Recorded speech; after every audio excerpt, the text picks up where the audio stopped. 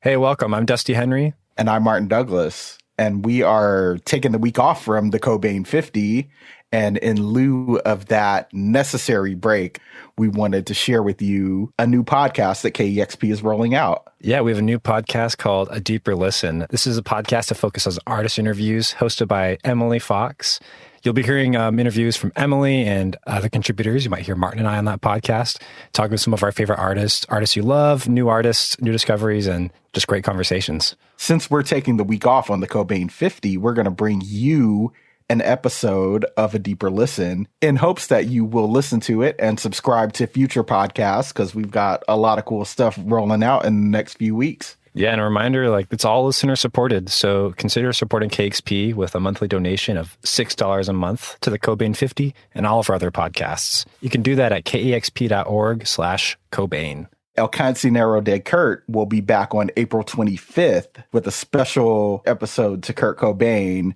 And our podcast, the Cobain 50, will be back on May 1st, kicking off Asian Pacific Islander Heritage Month and our Pushing Boundaries Programming Month with Shonen Knife, one of my favorite albums, Burning Farm, which was put out on K Records in 1985. Well, we're going to go rest, get ready for the next episodes. In the meantime, enjoy this episode of A Deeper Listen with Emily Fox talking to Hooray for the Riff Raff, and we'll catch you in a couple weeks. Welcome to A Deeper Listen from KEXP. Every Tuesday, we'll bring you long-form conversations with artists about the ideas and experiences that shape their music. I'm Emily Fox. If you've been following Sound and Vision for a while and have enjoyed these types of artist interviews on this feed, then A Deeper Listen is for you. The first conversation I want to share is with Alinda Segura of Hooray for the Riff Raff. A lot on this record is about how grief is not a punishment, it's an act of love, and it's just another expression of love. Shortly after Hooray for the Riff Raff's latest album was written, Segura's father passed away. But this album covers more than grief. Among other things, it's a time capsule of Segura's time hitchhiking and train hopping around the country. That happened after Segura left New York, where they grew up, and before they put down roots in New Orleans. The album's melodies are catchy and the lyrics are so beautifully crafted.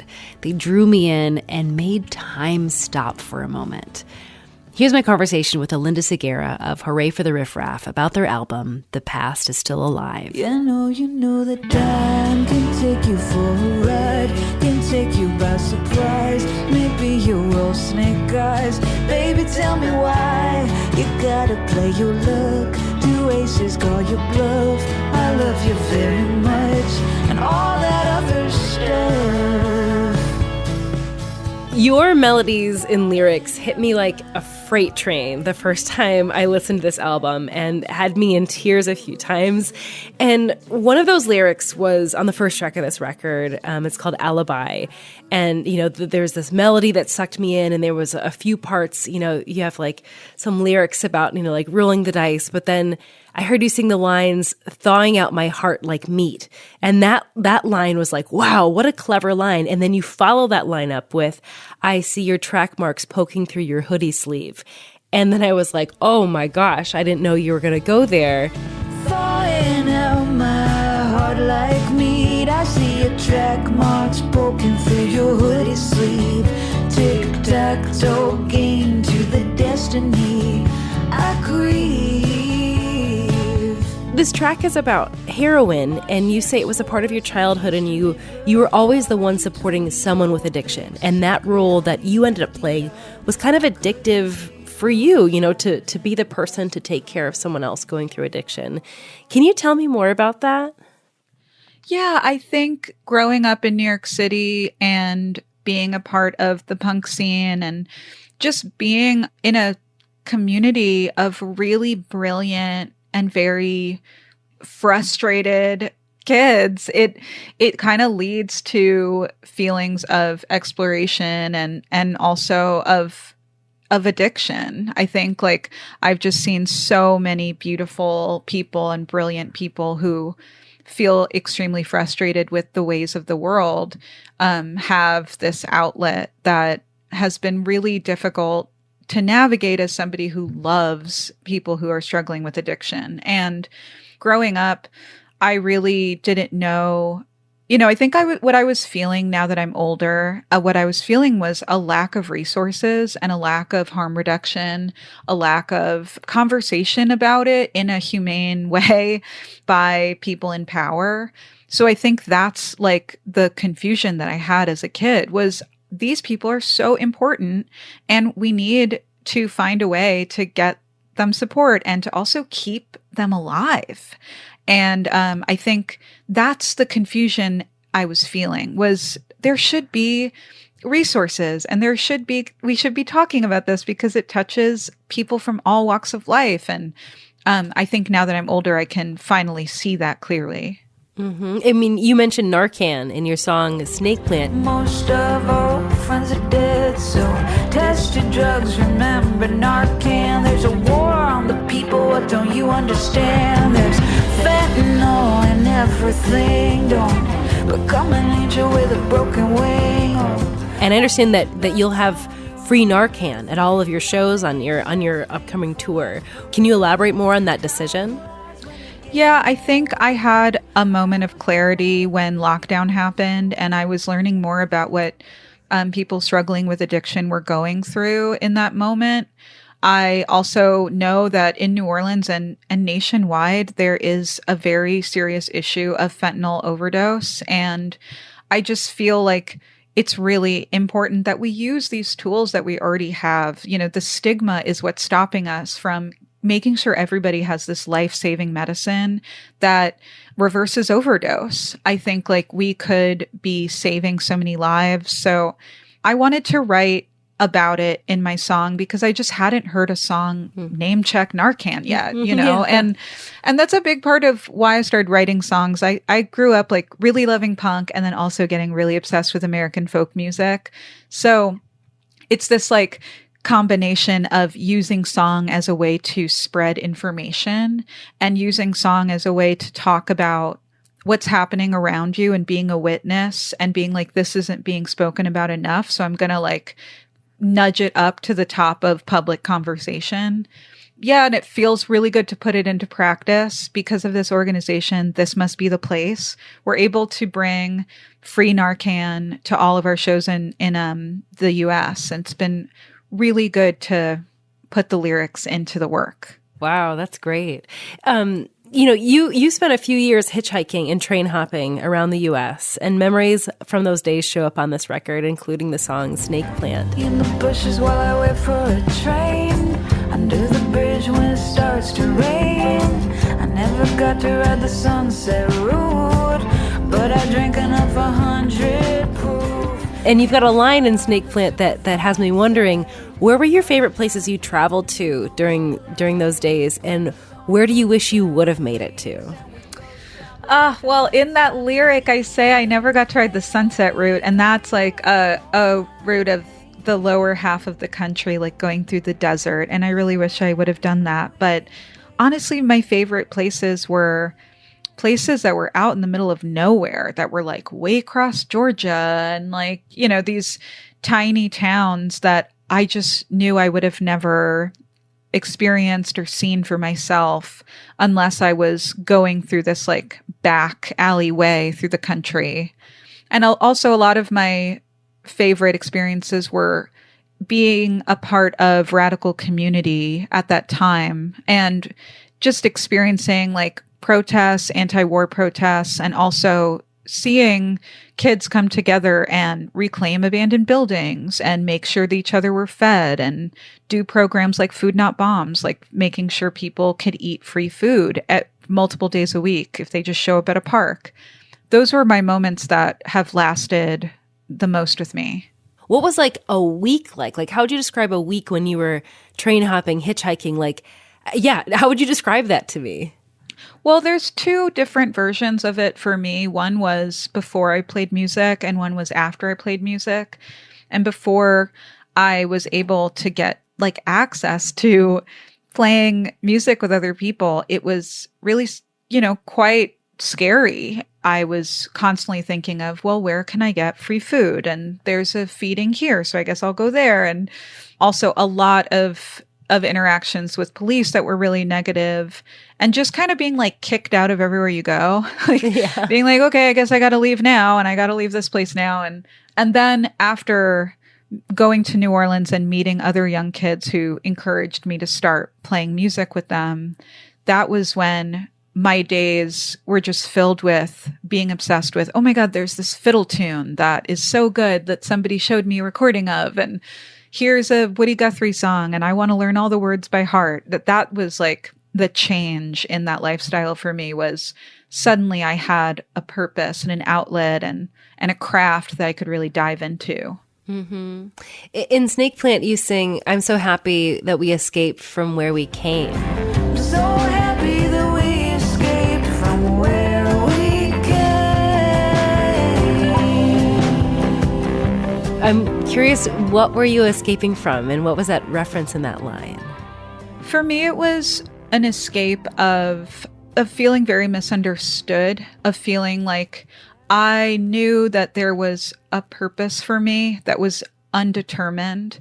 And I also knew that the path that was laid out for me by society was not going to, it was a path that I would not excel at. You know, I was terrible in school, and it wasn't because I didn't love to learn. I just like was going through a lot of difficulties at that stage in my life. And I felt not seen or understood. And I also felt immense frustration with the way our country was heading. And, you know, I was a freshman when 9/11 happened, and also spent a lot of my youth going to anti-war protests and feeling just like so much anger as I learned more and more about the ways of the world. So escaping meant finding hope. I was trying to find a way of life that led to some kind of freedom, whatever I could get my hands on, and also community and finding people who would see me as myself, that I didn't have to conform to what I was supposed to be. They could see that there was like beauty and value in who I was, and would also be open to me consistently changing and growing. And I think that's what I found when I found the queer punk scene, were people who were excited by change and were excited by somebody constantly growing and exploring who they are or what their soul is calling them to be. Hiding from the cops in Oglala, Nebraska, getting dropped off on a county line. Ogallala is a song on this album that was inspired by a town that you went to during your nomadic days. Talk about the events that led you to this town. Yeah, I was hitchhiking. We had been unsuccessful in riding trains out east, and I was hitchhiking, and that was also going very badly. So we were getting kicked out of a major highway, and the cops would send us to a smaller one and dump us off there. And, you know, it was like this almost comical bad luck situation that, of course, like now I look back and I'm like, wow, I'm so, even though I was a homeless kid, I'm so privileged that like the cops, they were just bringing us somewhere and dropping us off as opposed to like immediately arresting us.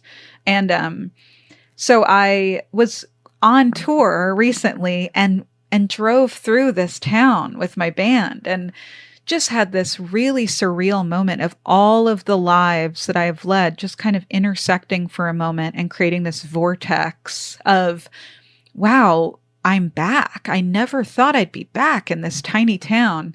And it led to this song and this like realization that comes at the end of it of, I used to think I was born in the wrong generation, and now I know I made it right on time. This feeling of, I know that this is the time for me to be doing my work as an artist and to be witnessing what I am, and to try and be a part of a present day movement of creating a future for all of us on this planet. I used to think I was born into the wrong generation, but now I know I made it right on time. grew up in New York, traveled for a few years. You now live in New Orleans, where you've lived for a time. Is there a certain era or time frame or place that you think has made the biggest imprint on you musically? Definitely these are the early days of being in New Orleans. New Orleans is a really important place in America. The musical history is so strong, and it's just a place where music is a community act, and it's a part of the grieving process, and it's part of the celebration process. And it's also like a very big live music place that really encourages expanding on tradition and honoring elders. So I think it was really important for me to go there at a young age and be humbled, and to really try to take in those foundational viewpoints and philosophies, you could say, about what music is meant to do. Even though this is a band, it's my band and I write about myself, I also do feel like New Orleans has imprinted on me this desire to be a witness, to have my music be to be useful to the community, So going back through some of these stories in this record, tell me about the person who inspired the song Hawk Moon. And you never know the way I miss Jonathan. Yeah, I've been so happy to be able to talk about my old friend, Miss Jonathan, who I haven't seen in many decades. I met her when I was 17 and I was newly in New Orleans and still didn't know how to play music. And meeting her, she was the first trans woman I ever met. I just found this like kinship and friendship that made me feel so safe, and was really like a joyful, like childlike moment after a very difficult go of leaving home and trying to figure it out. Meeting her felt like I was able to just like have fun and play. And, we weren't around each other for that long. That type of life, like people come in and out of your life, sometimes very quickly. But I think this record also talks a lot about like kind of the idea of queering time, where that moments spent with people, even if they're short, are just as valuable as very long periods of time that you spend with someone. I think we have this like hierarchy of relationship and what's important, and time and length of time and what's important. And I spent probably only a few months hanging out with her, but the impact has lasted for decades. Yeah, I think about your line, she opened up my mind in the holes of her fishnet tights, which I love. She opened up my mind in the holes of her fishnet tights. And I'm curious, like, what did she teach you about gender? Well, at the time, I knew that I was just like really drawn to her, and I thought she was so beautiful, and I thought she was like just electrifying to be around. And, throughout the years, especially for me, it was after lockdown, I just understood more about how I am non-binary and just kind of allowing myself that freedom. I think for a long time I felt like, oh, I don't want this to be a huge deal, or I don't want to take up a lot of space and put a name on this, or for some reason I felt like it would be a burden on other people to talk about that. And thinking back on Miss Jonathan, I know that she led the road. She opened up the road for me of freedom that I could give myself, and just to give myself that ability to explore and the openness of possibility.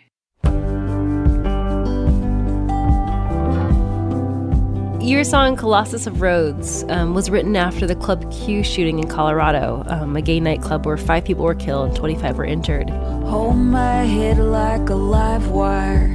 Duck quick, now I hear gunfire. Caught somewhere in the space between. Do you love me? Do you love me? And you say this is your favorite song to date, and that it's a sacred song to you. Why do you think that is? Well, a lot on this record is about how grief is not a punishment. It's an act of love, and it's just another expression of love. And that song was a very interesting experience of just channeling. You know, like there are some songs that come to me very fast, and there are others that take years and a lot of editing and a lot of like craft work. And then there are some that come to you that the work is actually just unblocking yourself and allowing all that you've already taken in to come out. So the experience of writing Colossus of Rhodes was really important to me because I felt like it was a moment where I finally got a grasp on what my language is. And it's a moment that I wanted to create of, you know, just about 3 minutes of feeling safe, where someone, the listener, could turn it on and it could be us under a pillow fort, where I'm showing different images or examples of what I find beautiful.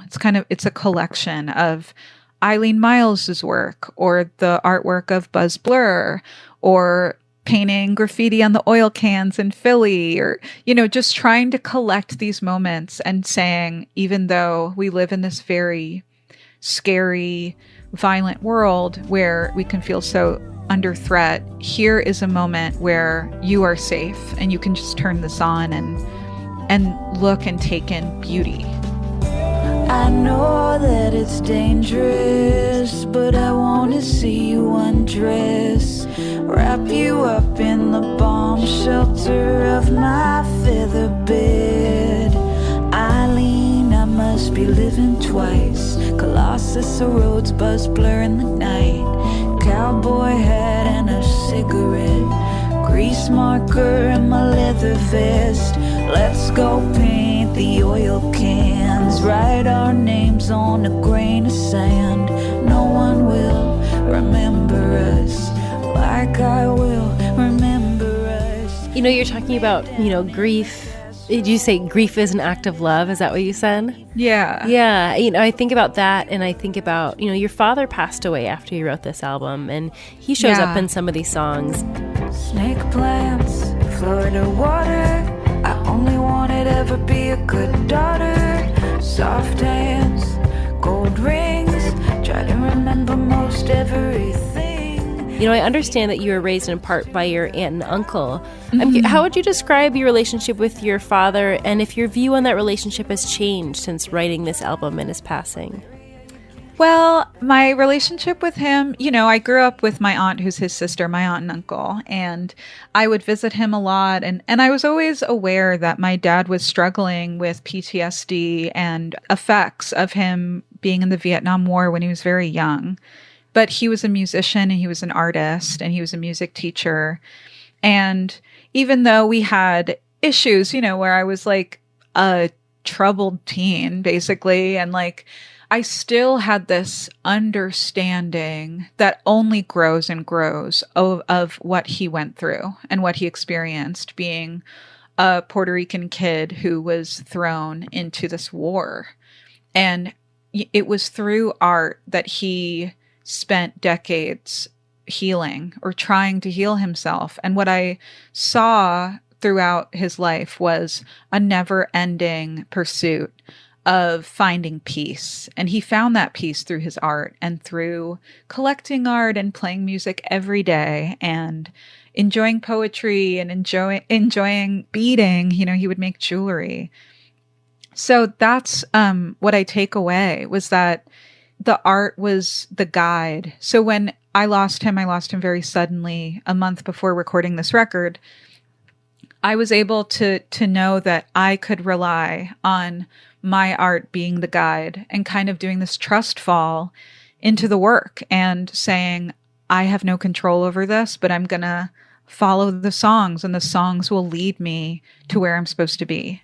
Yeah. Is he the voice that we hear at the very end of this record? Yeah. I wanted him to get the last word. He really, he was kind of like the fifth member of the band. I had him on, I put him on one of our album covers. He was in like a couple of different music videos, and he really loved being a part of it in that way. I know he's really proud. So I thought it was important to give him the last word. Hi, Linda, it is your puppy. I want to congratulate you. I saw you yesterday. It was wonderful. You had happy eyes, which was good. Love you. Bye-bye. I think it's important that this record is a container for people who are experiencing grief. I just think we don't talk enough about grief as a part of life, and I'm hoping that this record can be a container for people who are experiencing it in all forms, in just forms of change of life or losing a relationship or, growing older and not recognizing who you're becoming. I really hope that this record can be a container or just like a place that people turn to when they're feeling that type of confusion or feeling that type of fear. Because as I said, I do believe that if we could change the narrative about grief and not see it as a punishment, see it as a journey that we transform through, and that the guiding light through it is love. It's not actually the suffering, which is a part of it. It's the love that is the guide. When you think about, grief and love and how that comes to this album, is that mostly as you think about your father? Is there any other things that came to mind as it relates to grief in this record? I think I'm grieving also like the beginning chapter of my life. I think I'm going into a different chapter. And they say that happens when you lose a parent also. It really feels like my childhood is over, and even though I have a friend who says it's never too late to have a happy childhood, which I'm still in the pursuit of. But I do feel like this is a next stage. And I feel that musically, I feel that artistically, I feel that with the way that this record is getting, that it's resonating with people, I'm getting a reaction or just like that I've never gotten before. So I do think that it's a part of, well, what do I leave behind? Thinking about all the people that have come and gone in my life and how I miss a lot of them. And how do I miss people and miss moments while still exploring and being brave and really diving into the art and believing that there's more beauty to be had, or just believing in like the mystery of life. Time flies when you're getting older. I was born with a baby boy's soul. Maybe someday I'll see you again in a field of war, a kings in the sand, and maybe we could smile again. Oh, maybe we could dance again. I'd kiss your lips and hold your hands. Oh, maybe we could dance again. Well, I was young when I left home. I never stopped running, used to think I was alone. But nothing will stop me now. Nothing will stop me now. Oh, nothing will stop me now. Well, nothing can stop me now.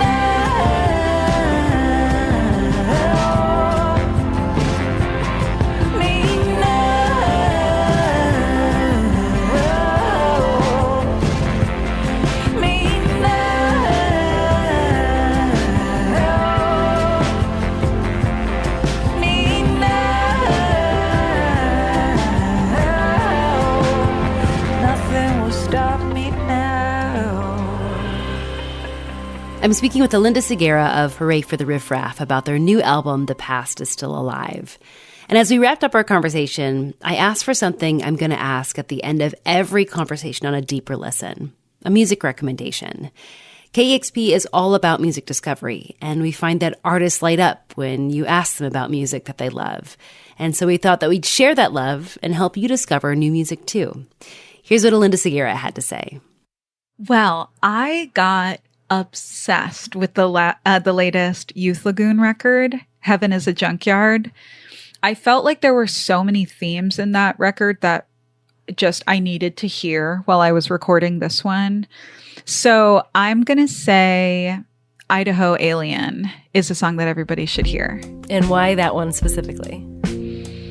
I just really first off, I very much relate to the idea of being an alien, of being like, where did I come from? Like, you could call me a Bronx alien, of just like, whoa, I just got dropped off the spaceship here and I don't know, like, I need to find my way home type of feeling. And not even because you don't relate to the landscape, more so that you're just like, you know, you have a mission, or you know, you have a people that you have to find, and you're just kind of on this journey of how do I find it. I really relate to that, and I also relate to the spiritual aspects of the entire album. I don't remember how it happened, but I filled up the closet basin. I will feel no frontier.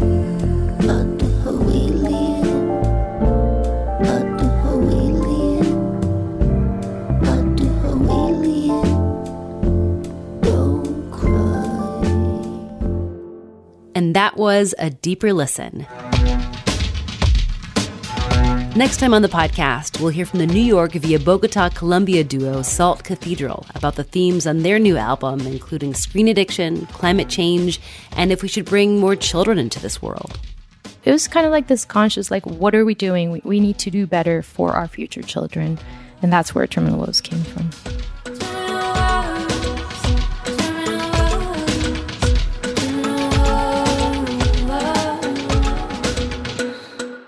That's coming up next time on A Deeper Listen. Well, what do you think of the episode? Let us know. Rate a review in your podcast app. We're trying to spread the word about A Deeper Listen, and you can help by subscribing to this podcast, rating it, reviewing it, or sharing an episode with a friend or the people who follow you. You can also get in touch with me at deeper@kexp.org. And you can help support this show financially by giving a monthly donation at kexp.org/deeper. Just $6 a month really goes a long way. I'm Emily Fox, and thanks for taking a deeper listen.